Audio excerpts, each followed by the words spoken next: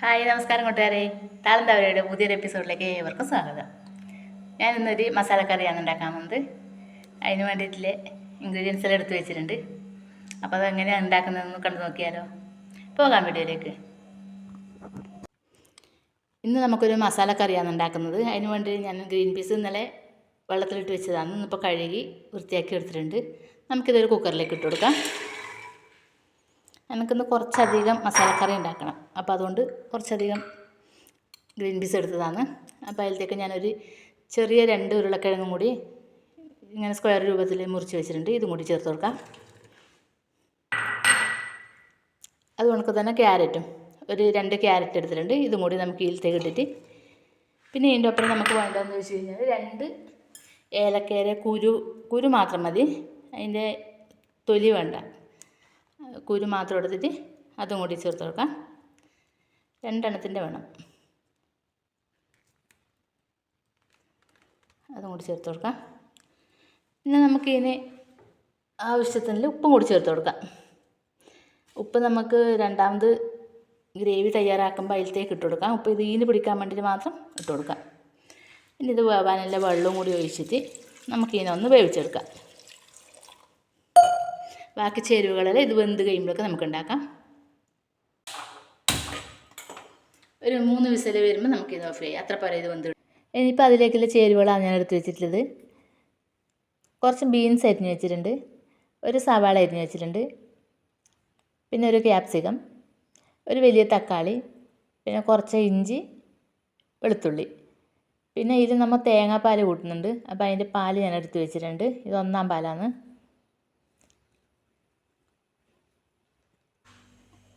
ഇനിയിപ്പോൾ നമുക്ക് വേറൊരു കുക്കർ വെച്ചിട്ട് അതിലേക്ക് നമുക്ക് ഇതിൻ്റെ കൂട്ടെല്ലാം തയ്യാറാക്കിയതിന് ശേഷം നമ്മൾ നേരത്തെ വേവിച്ച് വെച്ചിരിക്കുന്ന ഗ്രീൻ പീസും ഉരുളക്കിഴങ്ങും ക്യാരറ്റെല്ലാം ഉണ്ടല്ലോ, അതെല്ലാം നന്നായി വെന്തിട്ടുണ്ട്. അപ്പോൾ അത് 3 വിസിലടിച്ച് ഓഫാക്കി വെച്ചിട്ടുണ്ട്. അതാകണ്ടില്ല. അപ്പോൾ നമ്മൾ ഇതിൻ്റെ ഗ്രേവി ഇതെല്ലാം ഉണ്ടാക്കിയതിന് ശേഷം നമുക്ക് ഇതിലേക്ക് ഒന്ന് ചേർത്ത് കൊടുക്കാം. അത് ഇപ്പോൾ എണ്ണ ഒഴിച്ച് എണ്ണ ചൂടായി വന്നിട്ടുണ്ട്. കുറച്ച് കടുക് ഇട്ട് കൊടുത്തിട്ടുണ്ട്. കടുക് ഒന്ന് പൊട്ടി വരുന്ന സമയത്ത് നമുക്ക് കറിവേപ്പിലയും കൂടി ചേർത്ത് കൊടുക്കാം. ഇത് നല്ല ഒരു കറിയാണ്. നമ്മൾ മസാലക്കറി വെക്കുമ്പോൾ ഇങ്ങനെ ചെയ്യുമ്പോൾ കുറച്ച് മുളകും കൂടി ഇട്ട് കൊടുക്കാം. അപ്പത്തിനും ചപ്പാത്തിക്കെല്ലാം ആകുമ്പോൾ നല്ല ടേസ്റ്റാണിത്. കുറച്ച് മഞ്ഞൾപ്പൊടിയും കൂടി ചേർത്ത് കൊടുക്കാം.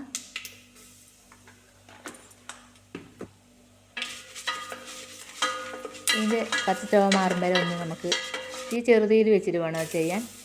നമ്മൾ അരിഞ്ഞ് വെച്ചിരിക്കുന്ന വെളുത്തുള്ളി ചേർത്ത് കൊടുത്തിട്ടുണ്ട്.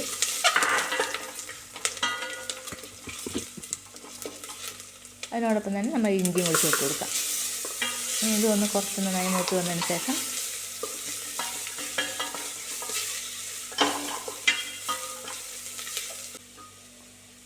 നമ്മൾ അരിഞ്ഞ് വെച്ചിരിക്കുന്ന ബീൻസ് ചേർത്ത് കൊടുക്കാം. ബീൻസിൻ്റെ ഒരു കഷ്ണം അരിയാതെ ബാക്കി വന്നു കൂടി അതെടുത്ത് മാറ്റാം. ഇനി ഇതെല്ലാം കൂടിയിട്ടൊന്ന് ഇപ്പോൾ ചെറുതീരാണ് നമ്മൾ വെച്ചിട്ടുള്ളത്. ഈ മഞ്ഞൾപ്പൊടിയും മുളക് പൊടിയും ഇതെല്ലാം കൂടി ഒന്ന് ഈ ഇതിലേക്ക് ചേരുമ്പോൾ നമുക്കൊന്ന് ഇളക്കി കൊടുക്കാം. കുറച്ച് ഗരം മസാലയും കൂടി ചേർത്ത് കൊടുക്കാം.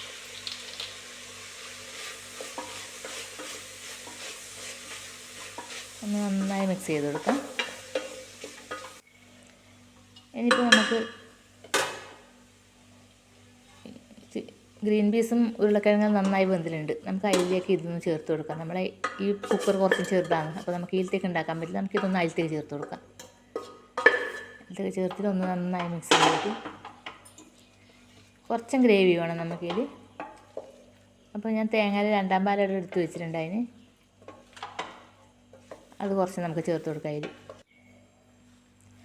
കുറച്ചും ചേർത്തിട്ട് ഒന്ന് ലൂസാക്കി എടുക്കാം. ഈ ഒരു പരുവത്തിൽ മതി. നമുക്ക് അപ്പത്തിനല്ല, ചോറിനൊന്നും ഉപയോഗിക്കാനില്ല. ഇത് അപ്പത്തിനാണ്. ചോറിനും ഇടലുണ്ട്. കുറച്ച് പെരിഞ്ചീരകമാണിത്, അതും കൂടി ചേർത്ത് കൊടുക്കാം. ചോറിനും കഴിക്കാം, പക്ഷേ അപ്പത്തിനെല്ലാം ഇത് ഏറ്റവും നല്ലത്.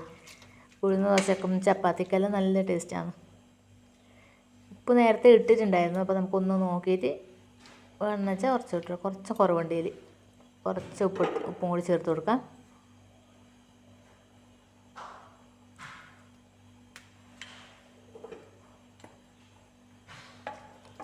നന്നായി ഒന്ന് മിക്സ് ചെയ്തിട്ട് ഒന്നിത് തിളച്ച് വരണം. ഇതിനിപ്പോൾ ക്യാപ്സിക്കും തക്കാളിയും നമ്മൾ ഇട്ടിട്ട് അത് മുമ്പിലേ വേവണ്ട വെച്ചിട്ടാണ്. അപ്പോൾ നമ്മളിപ്പോൾ ക്യാപ്സിക്കം ചേർത്ത് കൊടുത്തു, തക്കാളിയും കൂടി ചേർത്ത് കൊടുക്കാം. അത് ഒന്നുടഞ്ഞ് വരണമെന്നില്ല. ഇനി നമുക്കിതിനൊന്ന് അടച്ച് വെച്ചിട്ട് ഒന്ന് തിളച്ച് വരട്ടത്. നന്നായി തിളച്ച് വന്നിട്ടുണ്ട്. നല്ല കുറുങ്ങൻ ചാറായിട്ടുണ്ട്.